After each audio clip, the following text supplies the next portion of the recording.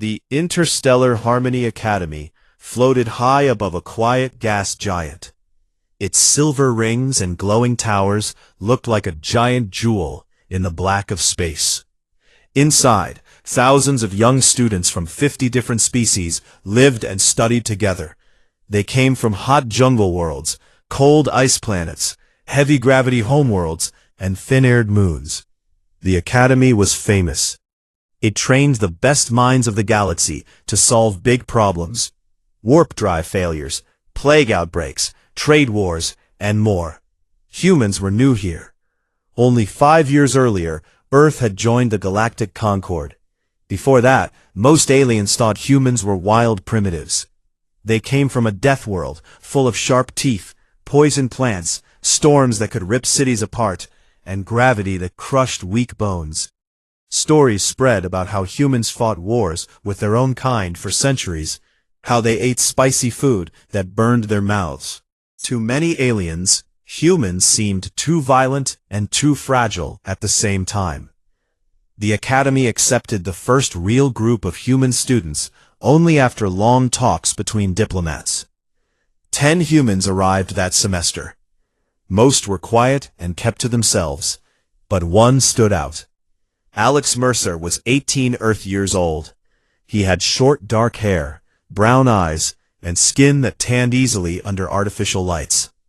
He walked with a straight back, but never looked proud. He spoke softly and smiled little. On paper, his test scores were perfect. He solved hard math problems in ways no one had seen before. Teachers called his answers creative chaos. Other students called them strange. On his first day, Alex stepped out of the shuttle bay wearing the standard gray academy uniform. The fabric felt stiff against his skin. Around him, tall beings with feathers, short ones with 6 legs, scaled ones with glowing patterns, and many more, moved in every direction. Others whispered behind clawed hands or soft tentacles. "Look, a Death Worlder," a voice hissed nearby. Alex pretended not to hear. He pulled his small bag over his shoulder and followed the signs to the human dormitory wing. It was small, only 12 rooms, but clean and bright. His roommate was another human, a girl named Maya who studied alien languages. She gave him a quick nod and went back to her hollow tablet. Classes started the next morning. Alex chose xenobiology, theoretical physics, diplomatic history, and zero-gravity engineering. In xenobiology, the teacher, a tall, slow-moving creature named Professor Vell, with skin like wet stone, called roll. When he said Alex Mercer, half the room turned to look. "Human," someone muttered. A low laugh followed. Alex kept his face blank and answered questions when asked. He knew more about Earth predators than most aliens did. When the professor showed a hollow of a Terran great white shark, Alex explained how its senses worked without using notes. The class went quiet for a moment. Then someone in the back whispered, "Lucky guess." After class, 3 students blocked his path in the corridor. The leader was Krav. Krav was Vexari. His people were tall, strong, and proud. They had 4 arms, dark red scales, and sharp crests on their heads. Krav stood almost 2.5 meters tall. His honor crest, bright gold, marked him as high caste. His family owned mining moons and supplied rare metals to half the galaxy. At the academy, he acted like he owned the place. "You," Krav said. His voice clicked like stones hitting each other. "You don't belong here." Alex looked up at him. "I passed the entrance exam, same as you." Krav's friends laughed. One was a slim, blue-feathered Aelori named Tis. The other was a stocky, horned Gorath named Brack. Both came from rich families, too. "Exams can be cheated," Ty said. Her beak clicked in amusement. "Your kind loves tricks." Alex said nothing. He stepped to the side and walked past them. Krav's lower arm shot out and grabbed his shoulder, hard. "Listen, when superiors speak, soft skin." Alex stopped. He felt the claws press through the uniform. Pain flared, but he did not flinch. "Let go." Krav leaned close. His breath smelled like hot metal. Or what? You'll cry to your diplomats? Alex met his eyes. I won't need to. Krav laughed and shoved him away. Alex stumbled, but caught himself. The three walked off, still laughing. That was just the beginning. Over the next weeks, small things happened. Alex's lab samples were switched with dead ones. His datapad lost files right before he presented. In group projects, no one picked him. When he tried to join a study circle, the group moved to another table without a word. He ate alone in the mess hall. Human food was available. Simple things like rice, chicken, and fruit. But most students stared when he used a fork instead of tentacles or mandibles. He ignored it all. He studied harder. He finished assignments early. In physics class, he solved a problem about collapsing neutron stars that even the teacher had trouble with. The professor, a small winged creature named Lyra, blinked all 6 eyes in surprise. Correct, she said slowly. And original. A few students clapped. Most did not. Krav watched from the back row, his crest flattened in anger. One evening, Alex sat in the observation deck alone. The deck had huge windows that showed the gas giant's swirling storms below. Colors of red, gold, and blue moved like slow fire. He liked coming here when the halls got too loud. Footsteps approached. Krav and his 2 friends stopped a few meters away. Still pretending you fit in? Krav asked. Alex did not turn. I'm just looking at the view. Brack snorted. Deathworlders like ugly things. Storms, blood, pain. Tice stepped closer. We heard your planet has wars every few years. Your people kill each other for fun. Alex finally looked at them. Not for fun. For many reasons. Most of them bad. Krav crossed his upper arms. Weak excuses. You are weak. Your bones break easy. Your skin tears. You bleed red like animals. Alex stood up slowly. He was shorter than all 3, but he did not look small. Maybe. Krav smiled with sharp teeth. Next week is the zero-gravity combat simulation. It's optional, but everyone important goes. You should come. Why? Alex asked. So we can show everyone what a human does when things get real. Alex studied Krav's face. He saw the plan there. Something worse than words or shoves. I'll think about it, he said. Krav laughed again. You will come, or everyone will know you're a coward too. They left. Alex sat back down. He watched the storms turn. His hands stayed steady, but inside something tightened. He knew what was coming. In the sim class, safety rules were strict. Suits had padding. Weapons were low-power stunners. Teachers watched every move. But rules could be bent. Alex had seen how the academy worked. Important families got special treatment. Complaints from low-status species were ignored. Humans had no powerful friends here yet. He opened his datapad and checked the sim schedule. Krav's name was on the instructor override list. That meant he could access control panels before class. Alex closed the pad. He would go to the sim. Not because Krav told him to, but because he was tired of waiting for the next push, the next insult, the next claw on his shoulder. If they wanted to see what a human did when cornered, he would show them. He just hoped they were ready for the answer. The zero-gravity combat simulation room was huge. It looked like a giant metal ball with thick padded walls. Bright white lights filled every corner. Floating platforms, fake asteroids, and glowing marker rings drifted slowly in the center. The air smelled like clean plastic and faint sweat from earlier classes. Students from different species floated in their tight black simulation suits. Each suit had built-in thrusters on the back, arms, and legs. Small stunner gloves shot soft blue pulses that only tingled on contact. The rules were simple. Tag your opponent 3 times to win a round. No real harm. Safety first. Alex Mercer floated near the edge of the training zone. His suit felt tight around his shoulders. He had checked it twice before class. Everything worked. The instructor, a calm four-armed cephalid named Master Rin, gave the usual speech. "Remember," Rin said through the comms, "this is training, not battle. Control your strength. Respect your partner. Begin in teams of 4. First exercise, capture the central beacon." Groups formed quickly. Most students paired with friends. Alex waited. No one came to him. He ended up alone, until Master Rin assigned him to a mixed team. 2 quiet insectoids and 1 slow-moving crystal being joined him. They nodded politely, but said little. Across the room, Krav floated with Tice and Brack. They had a 4th, a sly, long-tailed Solari named Vorn, who liked trouble. Krav's crest stood tall and gold. He looked straight at Alex and smiled with sharp teeth. The first rounds went fast. Teams chased the beacon. Pulses flashed. Laughter came over open comms. Alex moved carefully.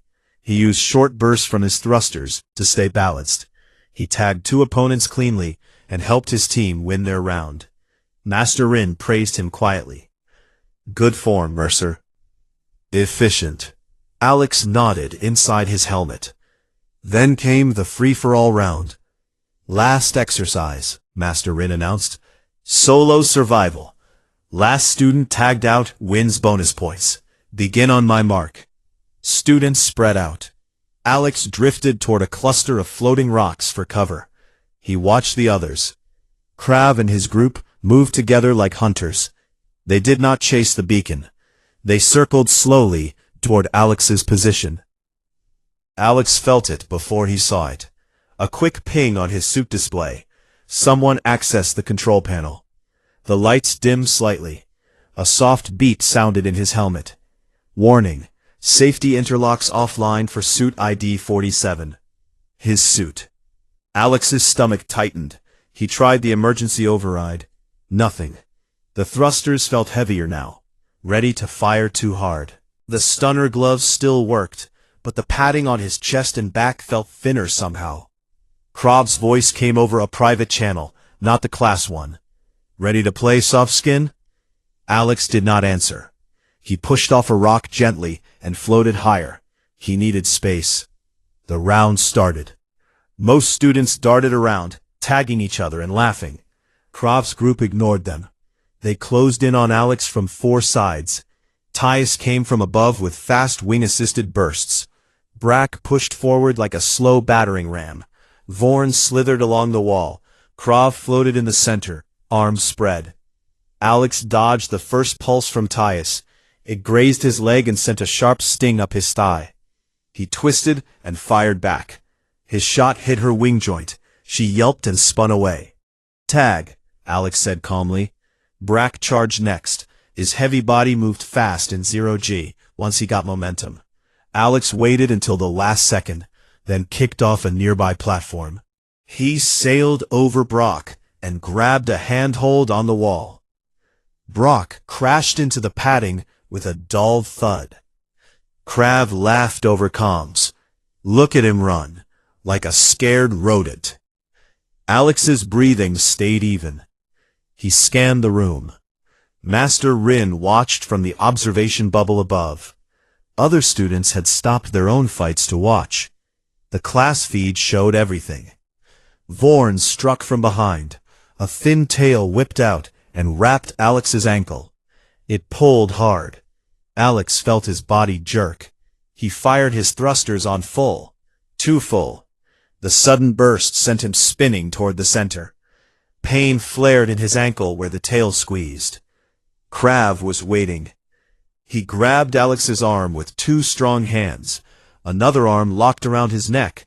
The last one pressed a stunner glove to Alex's ribs. "Got you," Krav hissed. Alex felt the suit's thrusters lock in overdrive. Someone, probably Vorn, had hacked the controls again. He slammed into a floating asteroid.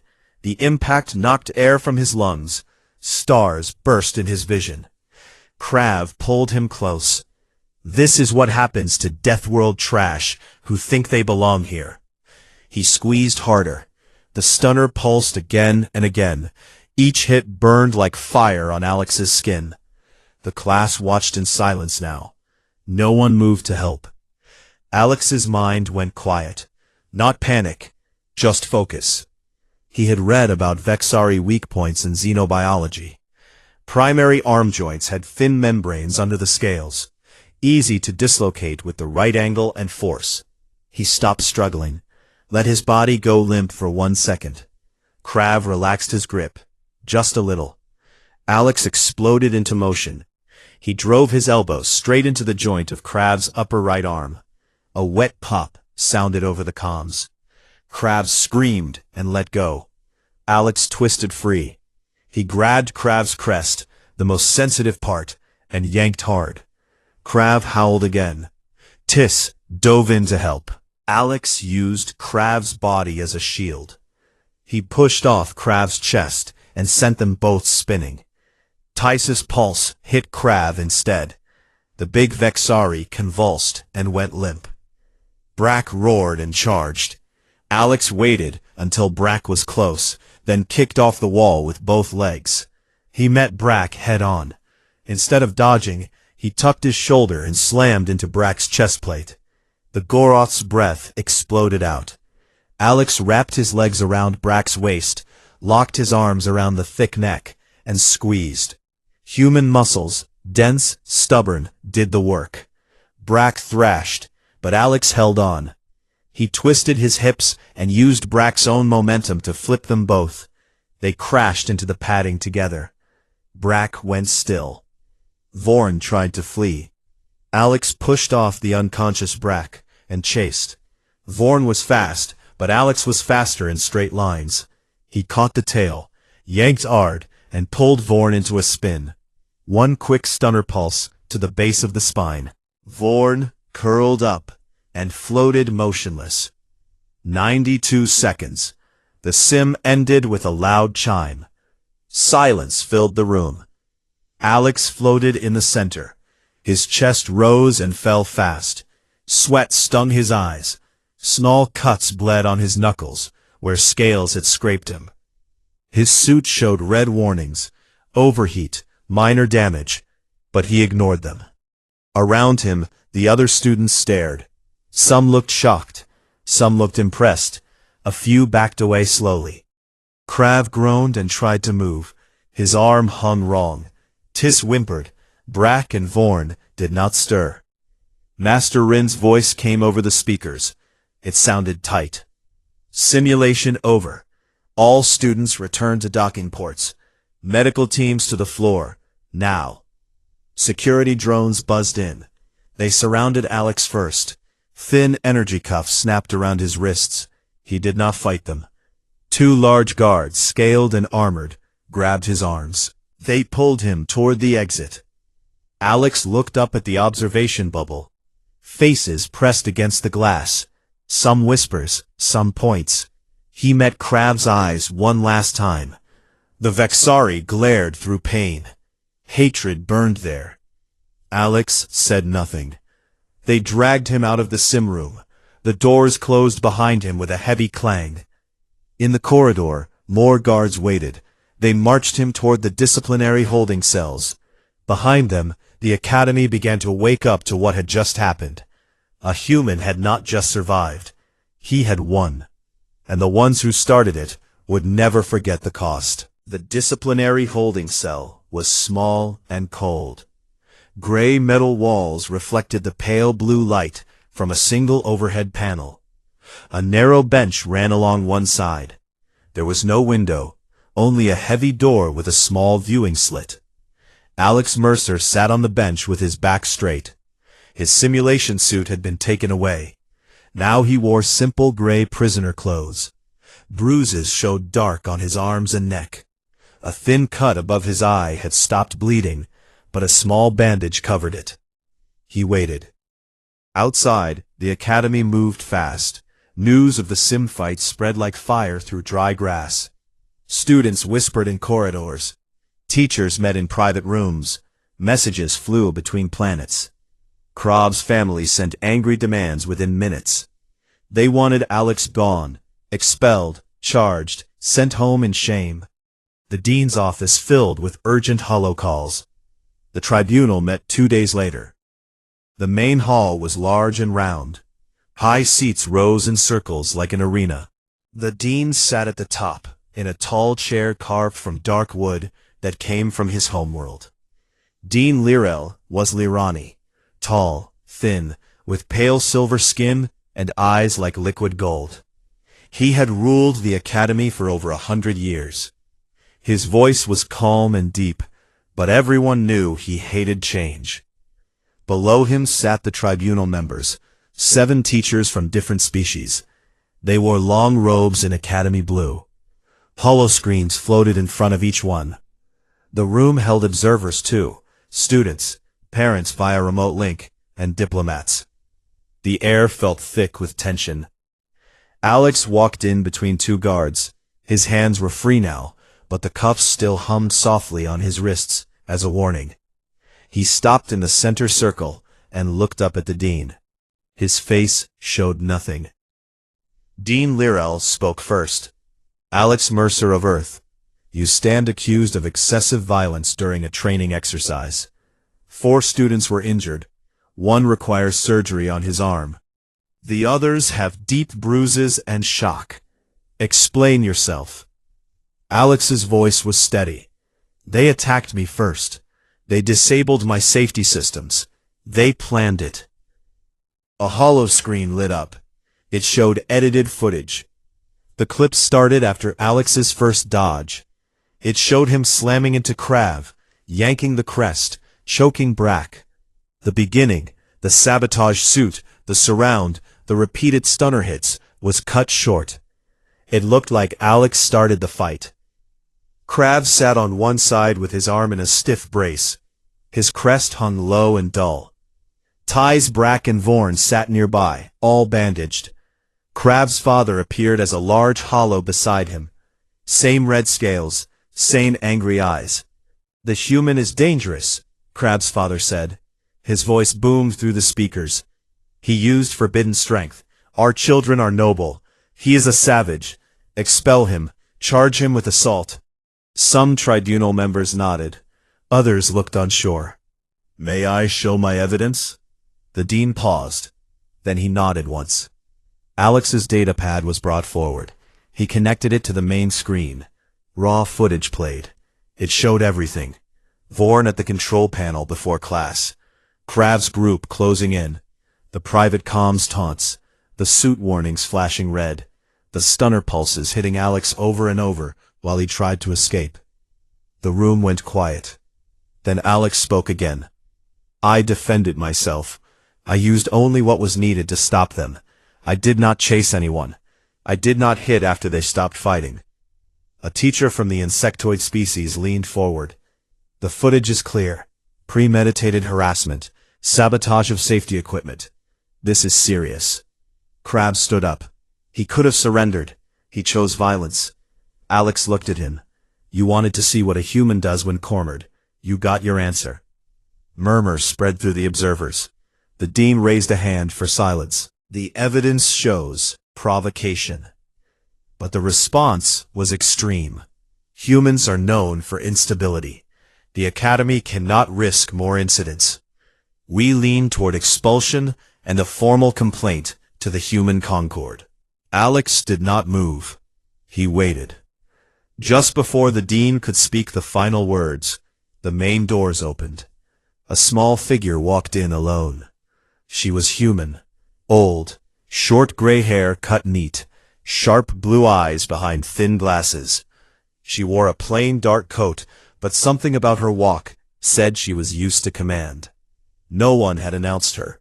She carried no bag, only a small data crystal in her hand. The guards moved to stop her. She held up one hand. They froze. I am Dr. Elena Voss, she said. Her voice was quiet, but cut through the room like a knife. Special envoy from the Human Concordance Diplomatic Corps. I have full credentials. A hollow badge appeared above her shoulder. It showed the Earth symbol and a string of clearance codes that made the dean's eyes widen. She stepped to the center and stood beside Alex. "The Academy has violated Article 17 of the Human Exchange Treaty," she said. "Any deliberate attempt to harm, harass, or expel a sanctioned human student without due process triggers mandatory review by a joint oversight board. That board includes human representatives with veto power." The dean blinked slowly. "This is an internal matter." "No," Dr. Voss said. "It stopped being internal the moment your students sabotaged a suit and broadcast an ambush on open channels.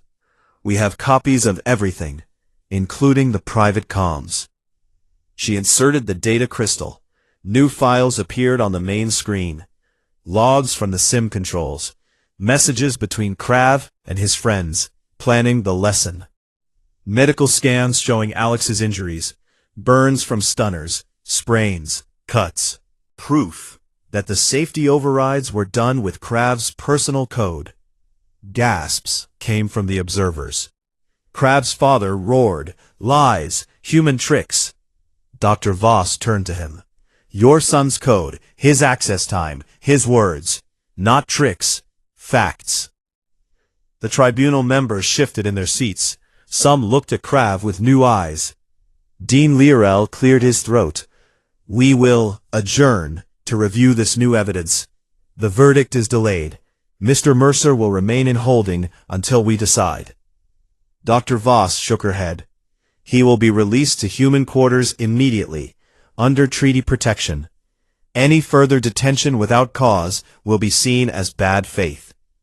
The dean stared at her for a long moment. Then he nodded to the guards. The cuffs on Alex's wrists clicked off. Alex looked at Dr. Voss. "Thank you." She gave a small smile. "Don't thank me yet. This is only the start." The room exploded into whispers behind them. In the corridor, students stared. Some stepped back. Others watched with open curiosity. A few even nodded to Alex as he passed. Word spread faster now. The Academy had tried to crush one human student. Instead, they woke something bigger. Outside the human dorm, Dr. Voss stopped. She looked up at Alex. "You did well in there," she said. Calm, clear, no anger. "I was angry," Alex admitted. "I just didn't show it." "Good, keep it that way. They expect us to explode. We don't give them that excuse." She paused. "But know this. The Concord does not send envoys for nothing. What happened here touched a nerve. Earth is watching, closely." Alex nodded. Dr. Voss turned to leave. Then she looked back. "Rest. Eat. Heal. The next part will be harder." She walked away, down the glowing corridor. Alex stood alone for a moment. He felt the weight of eyes on him, from cameras, from hidden watchers, from the whole galaxy. The tribunal would meet again, but the game had changed. The Academy thought it held all the power. Now it learned something new. Humans did not come alone. And when you pushed one, you pushed them all. Word of the tribunal spread across the stars faster than light could carry a whisper. Students sent private messages home. Teachers spoke in hushed tones during breaks. Diplomatic channels lit up like a storm. On distant Earth, people who rarely followed Academy news suddenly paid attention. One student, attacked, provoked, then nearly punished for surviving, had become a symbol. Not just of one boy, but of something bigger. Humans were still new to the galaxy. Many aliens still saw them as loud, short-lived barbarians from a broken world. Now the galaxy watched to see what humans would do next. Dr. Elena Voss did not wait. She sent one short encrypted message back to the Human Concord office on Luna. It contained every file from the tribunal. Raw footage, suit logs, comms records, medical scans. The message ended with 3 words. They crossed the line. The response came in under 4 hours. A single courier ship appeared at the edge of the Academy's security perimeter. It was small, barely bigger than a standard shuttle, but its hull was matte black, with no markings except a faint silver Concorde emblem. It moved with the smooth confidence of something that knew exactly where it was going. The Academy's defense grid scanned it. The ship ignored the hails at first. Then it transmitted a single diplomatic code that made every alarm in the control tower go silent. Permission granted. Immediate docking. 3 figures stepped out when the airlock opened. The first was a tall woman in a crisp gray suit. She carried a slim case and walked like someone who spent her life in meeting rooms. Her name was Ambassador Lin Wei. She handled human-alien relations for the Concorde. Her face showed calm, but her eyes missed nothing. The second was a thin man with glasses and a tablet that never left his hand. Dr. Marcus Hale. He was a scientist who specialized in xenotech and security systems. He looked harmless. He was not. The third man wore plain civilian clothes, dark jacket, simple pants, no rank, no badge. He had short cropped hair, going gray at the temples, and a quiet way of standing that made people step aside without him asking. His name was Captain Reyes, former Special Operations. He carried no visible weapon, but the way he moved said he did not need one. They walked straight to the dean's office. No escort, no delay. Dean Liril waited behind his wide desk. His silver skin looked paler than usual. 2 security officers stood at the door, but they stepped back when the humans entered. Ambassador Lin spoke first. "We are here for full access. All logs, all footage, unedited, now. This is highly irregular. The matter is under review." Captain Reyes cut in. His voice was low and flat. "Review ends today. You have 20 minutes to prepare the data room, or we start pulling strings you will not like." Dr. Hale already had his tablet open. He tapped once. A holo display appeared above the desk. It showed real-time feeds from Earth space. 3 human frigates shifting position near the main trade corridor that fed the Academy's supply lines. Not attacking, just there. The dean stared at the display. His golden eyes narrowed. "You threaten us?" Ambassador Lin shook her head. "We remind you. The Academy sits in neutral space because everyone agreed to respect the rules. You broke those rules when you let students sabotage a human suit and then tried to punish him for surviving." Dr. Hale added, "We have confirmed the sabotage came from student override codes linked to Krav. Your own systems logged it. You ignored the alerts." The dean sat back slowly. "What do you want?" "Full cooperation," Lin said, "and justice, not excuses." They moved to a secure data chamber deep in the Academy core. Technicians, nervous, sweating, brought in every file. Dr. Hale plugged in his own secure drive. Lines of code scrolled fast. He found more than expected. Hidden backups, deleted messages, a private chat group where Krav and his friends bragged about teaching the monkey a lesson. Proof that a junior instructor had known about the plan and done nothing. Even a note from the Sim Tech team saying the safety override was authorized for training purposes. Ambassador Lin read it all in silence. Then she looked at the dean. "This is not friction. This is conspiracy." Word leaked. Faculty started resigning. 3 teachers left within the hour, quietly packing and taking the next shuttle out. Rumors flew. The Academy might lose its charter.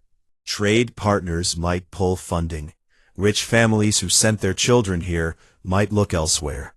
Krav's father tried to fight back. He sent messages to his allies. He threatened to cut metal supplies to human worlds. He demanded the Concorde back down. The response was quiet, but fast. Human diplomats froze 3 major trade routes that ran through Vexari space. Not closed, just slowed. Inspections doubled. Delays stretched from hours to days. Cargo ships waited in line. Prices rose. Vexari markets felt the pinch immediately. Krav's father called again. This time his voice shook. "Release my son. We will handle him at home." Ambassador Lin answered personally. Your son will face Academy justice first. Then, if he returns home, he faces Concord sanctions. No more Academy slots for Vexari students for 20 standard years. That is the minimum. Silence on the other end. Captain Reyes stood by the window of the data chamber. He watched the stars. He spoke once, almost to himself. They picked the wrong kid to bully. Inside the human dorm, Alex sat on his bed. Maya, his roommate, brought him food from the mess hall. She set the tray down and sat across from him. You okay? She asked. Alex touched the bandage on his eye. Sore, but alive. She looked at him for a long moment. Everyone's talking about you. Not just here. Everywhere. Alex gave a small shrug. I didn't want this. I know, but it happened. A soft knock came at the door. Dr. Voss entered. She carried a small box. Medical update, she said. Your scans are clear. No permanent damage. Alex nodded. Thank you. She set the box down. Inside were fresh bandages and a pain patch. Then she sat. The delegation is working. The dean is cooperating, mostly, but they want to see you tomorrow. Official statement. What will happen to Krav? Expulsion. Permanent. His friends too. Their home academies will lose exchange rights. The academy will add new rules. Mandatory bias training. Human observers in key departments. Zero tolerance for species harassment. Alex stayed quiet. Dr. Voss watched him. You could stay. They will offer honors. Reinstatement. Alex shook his head slowly. I came to learn, not to fight. She smiled a little. You learned more than most do in years. Later that night, Captain Reyes found Alex in the observation deck. The gas giant swirled below in slow, angry colors. Reyes stood beside him. Neither spoke for a while. Finally, Reyes said, You handled yourself well. Alex looked at him. I didn't want to hurt them. I know, but you did what was needed. Reyes paused. Earth sent us because this wasn't just about you. It was a test. They wanted to see if we would let one of ours be crushed to keep the peace.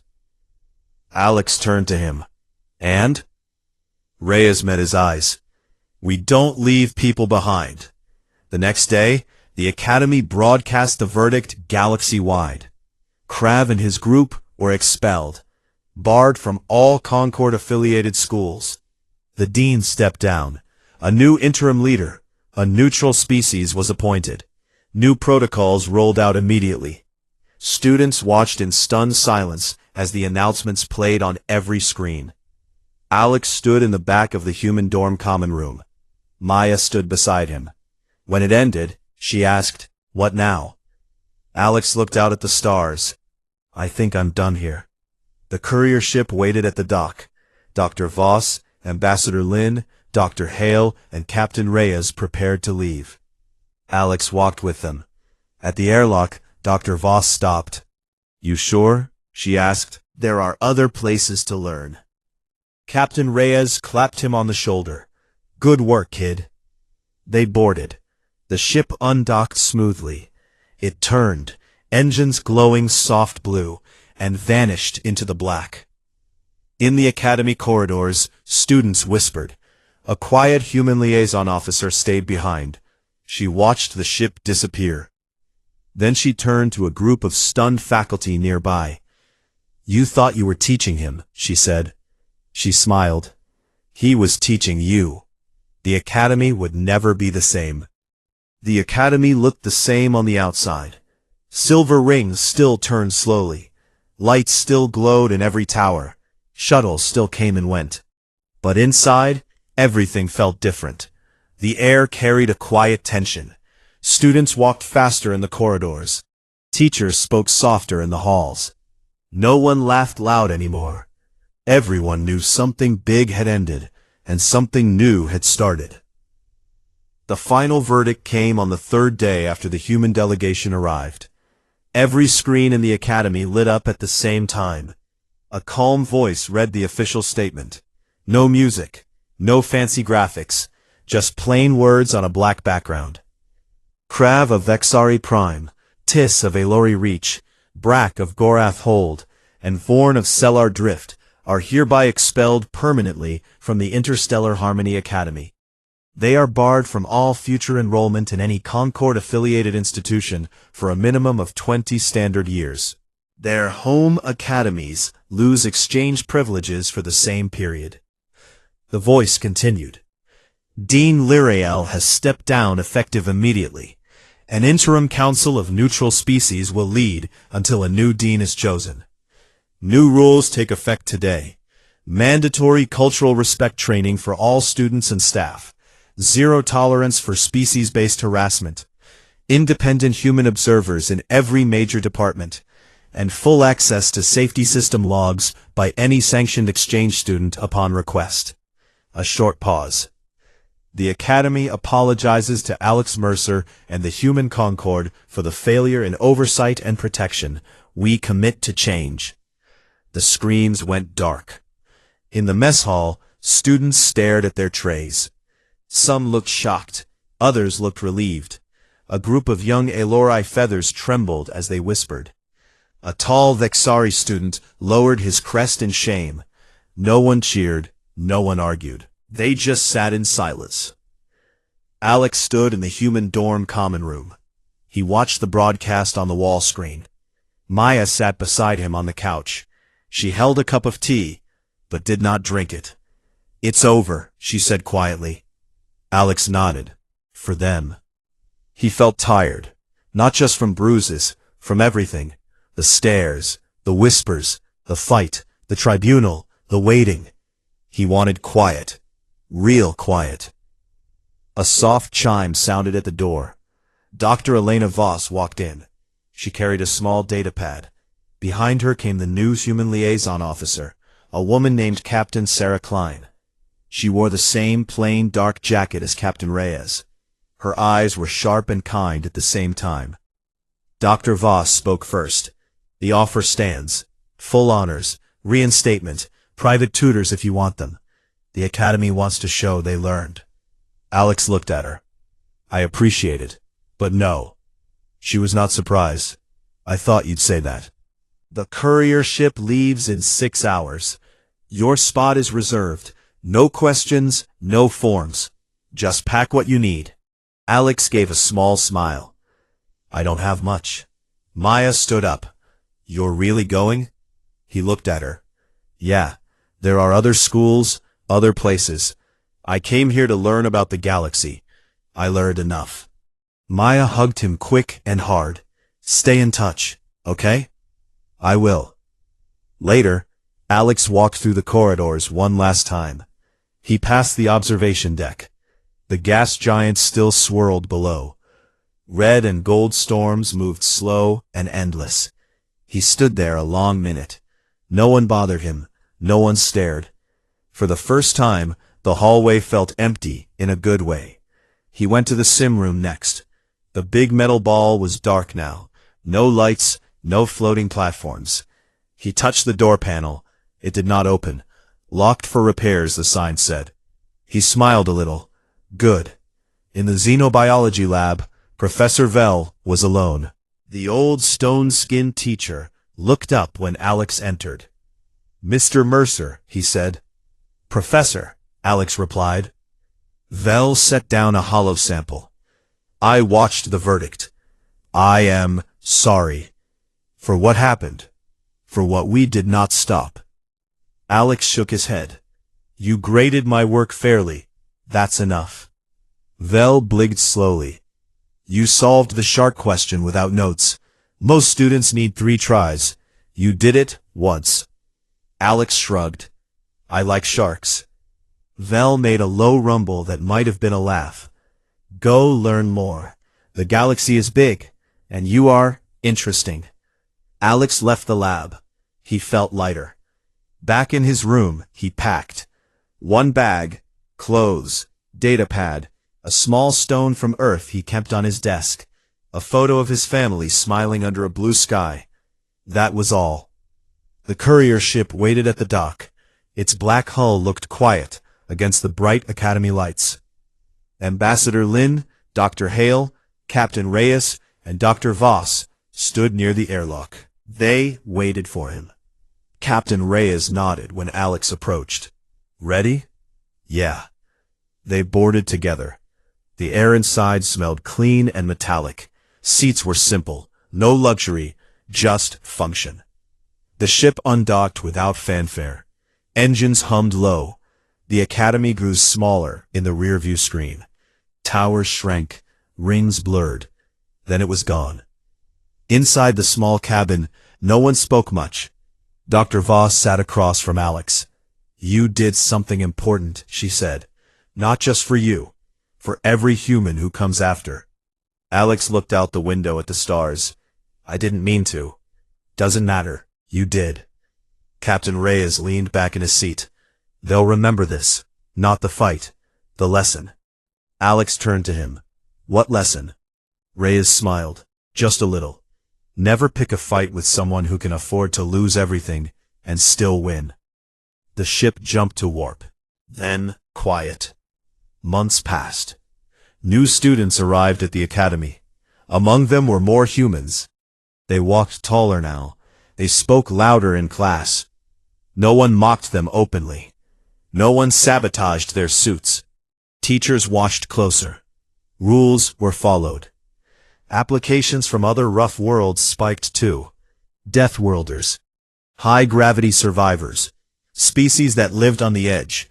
They all wanted to see the place that bent for one human boy.